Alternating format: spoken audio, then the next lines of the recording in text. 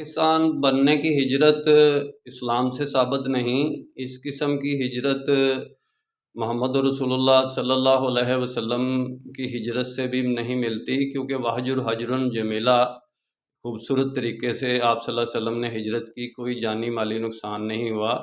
لیکن پاکستان کی ہجرت جو ہوئی، پاکستان بنتے وقت، اس وقت کیا مسلم لیگ کو پتہ نہیں تھا کہ یہ ہندو بنیا کیا کرے گا؟ سکھوں سے مل کر، سکھوں کو خالصتان کا لالچ دے کر، ان سے ہمارے مسلمین کو جو بیچارے اپنا سب کچھ چھوڑ کر ادھر آ رہے تھے، ان کو راستے میں قتل کیا گیا اور ان کے ساتھ ان کی عصمت دری کی گئی، عورتوں کی، ہماری خواتین کی۔ تو یہ ہجرت بالکل اسلام میں اجازت نہیں اس قسم کی ہجرت کی۔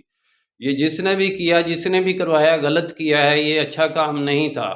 نہ اس کسی قسم کی ہجرت کی اسلام میں اجازت ہے۔ میرا کام اسلامک ورلڈ کی امن اور یونائٹی کا ہے۔ ابھی تک مہاجر کو اس کے حقوق نہیں ملے جو ہجرت کر کے انڈیا سے پاکستان آیا۔ ابھی تک رشتہ کرتے وقت بھی اگر کوئی راجپوت ہے تو مہاجر راجپوت کو وہ 100 بار کھنگالے گا اور وہ دیکھے گا کہ بھئی یہ ایسے ہی دوسری برادریوں کے ساتھ ہے، یعنی کہ ان کی کوئی ویلیو ہی نہیں، ذلیل کمینہ سمجھا جاتا ہے مہاجروں کو۔ مہاجر کی ابھی تک پاکستان کے اندر کوئی وہ بنیاد نہیں ہے جو ہونی چاہیے تھی، جو عزت جیسے مہاجرین و انصار کے اندر تھا، وہ بات نہیں تھی۔ میرا کام اسلامک ورلڈ کی امن اور یونائٹی کا ہے۔ انشاءاللہ ڈیٹیل میں بات پھر ہوگی۔ نسبت وحدت خدمت خیر کے ساتھ۔ اللہ حافظ۔